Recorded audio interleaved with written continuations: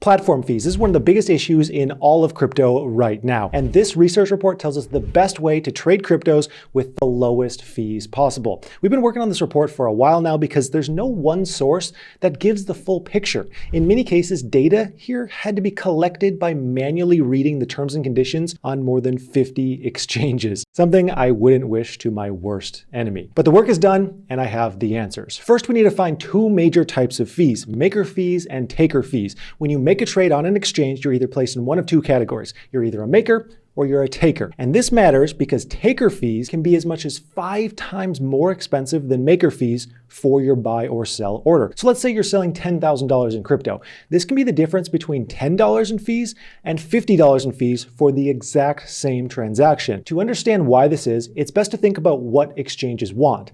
They want liquidity, that precious liquidity. They want more assets on their order books because this is the product on their shelves.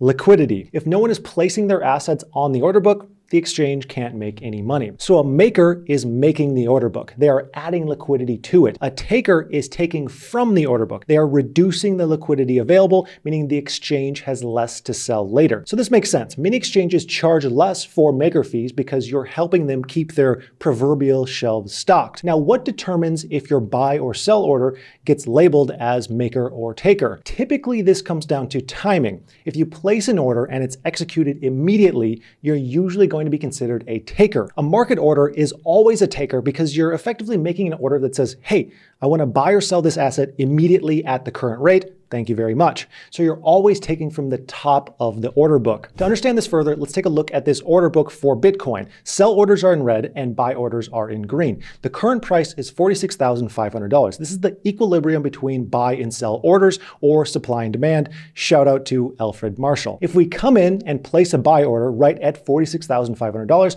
our order will be filled immediately and will be considered a taker because we're taking liquidity from the top of the order book. On the other hand, if we were to place a buy limit order at $46,400, we'd be placed down the list on the green side where the order will wait until it's filled. If and when it gets filled, we will have the lower maker fees.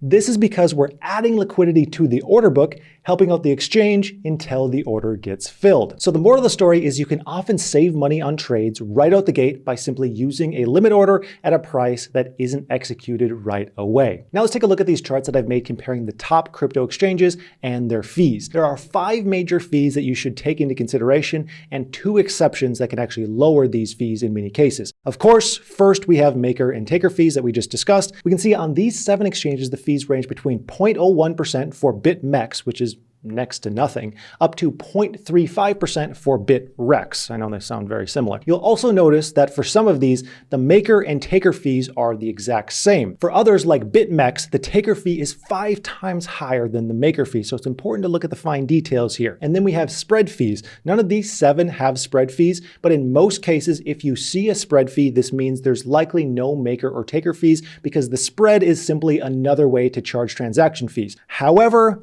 a few do charge both. So again, always look at the fine print. So let's say an exchange has a 0.5% spread fee. If you want to purchase 1 Bitcoin at $45,000, your actual purchase amount would be $45,225. $45,000 for the Bitcoin and $225 in spread fees. Then we have deposit fees and withdrawal fees. Most exchanges charge no fees to make deposits. Anything with a red X here has no deposit fees. You can see Binance and Bitfinex have fees for select types of currency deposits, but in most cases, no fees. And BitMEX has fees only for USDT deposits. Generally, deposit fees aren't a concern. You don't really have to worry about them. Withdrawal fees, on the other hand, that's a totally different story. Just about every exchange has this, which makes sense if you think about incentives. They want to create a disincentive for you to take your money off of their platform, so the fees are higher there. Moving to the next slide, let's talk about fee discounts. Many exchanges have their own token, and they offer discounts on trading fees to users who hold that token. We can see that Crypto.com has fairly high maker and taker fees. However, you can potentially wipe away all of those hefty fees by simply holding their token. But if you look at the fine print, in order to get 0% trading fees, you have to stake 50 million CRO tokens. That's about $25 million at current rates. I don't know about you, but I don't have $25 million sitting around to go ahead and try to save $100 on transaction fees. If you stake 5,000 CRO tokens, or about $2,500 worth, you'll get 10% off trading fees. So just make sure you always check that fine print. Then mini exchanges will have a volume discount. Again though, to really reap the benefits here,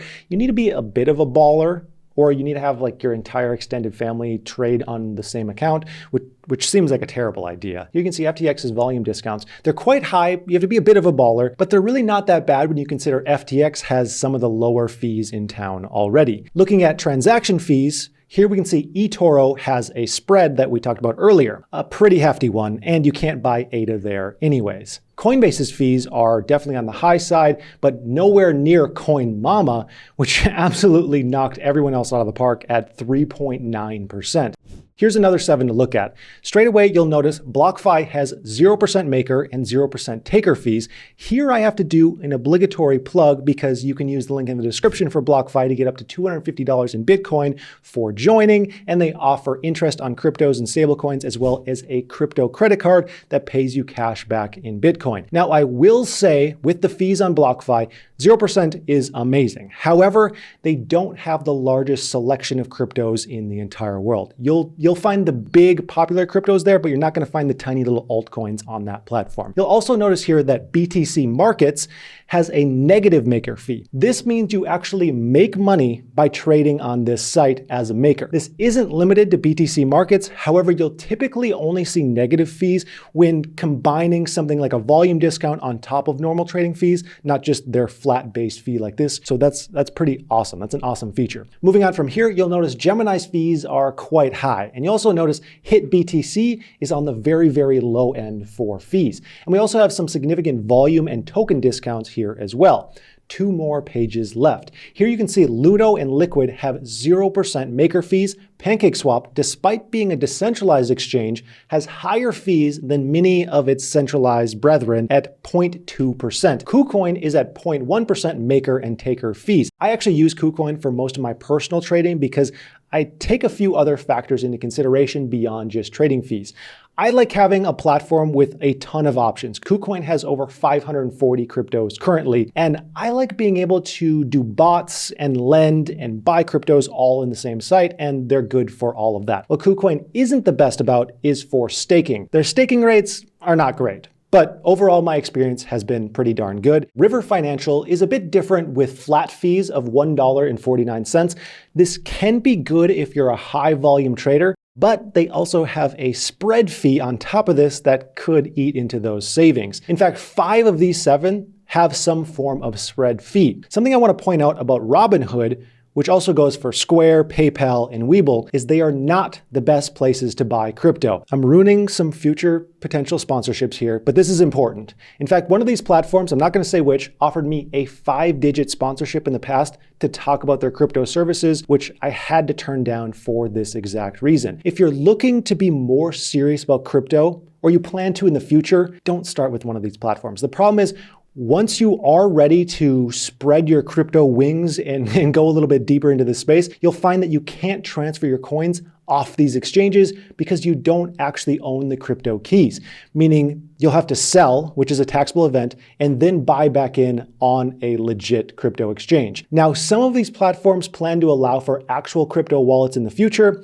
but this hasn't been fully implemented just yet. And now that we've done an overview, let's cover who is the best of the best. For the top 10 list here, we're considering the platform fees before any token or volume discounts. So these are the base fees for all of the platforms. Here are the top 10 options for taker fees. We can see BlockFi comes first, followed by BitMEX with extremely low fees of 0.05%, FTX at 0.07%, HitBTC at 0.09%, and a several-way tie at 0.1% taker fees. For maker fees, and remember these are always going to be lower on average, we have BTC Markets with a negative 0.05% fee, followed by a 3-way tie at 0% between BlockFi, Liquid, and Luno. BitMEX and FTX are close behind, followed by DYDX, OKEX, and HitBTC. This is like a tongue twister. And then we have another several-way tie at 0.1%. So where does this leave us? I think fees are only one piece of the equation when picking the best exchange for you. So because of this, I think any exchange with maker and taker fees at or below 0.1% is a great starting point. This gives you around 15 major exchanges to choose from. From there, you need to ask yourself some personal questions. You need to do some soul searching to figure out what you'd like to see in exchange besides just low fees. Maybe you want a large variety of coins. FTX or KuCoin are great for this. Or maybe you want advanced trading features. FTX or BTC markets are literally built for this. Possibly your focus is lending out cryptos. Here I would have to give it to BlockFi for usability and KuCoin for the best yields. Perhaps staking features matter most. To be honest here, none of these are amazing for staking, but Binance is probably the best out of all of these options. So use this list of low trading fee platforms as a jumping off point to find the exchange that best suits your needs. I'll have the few that I personally use linked in the description of this video. From here, I would recommend you check out this video of mine for tactics on how to make passive income with NFTs, an absolutely fascinating topic. I would like to thank you so much for watching, and I hope you have a profitable day.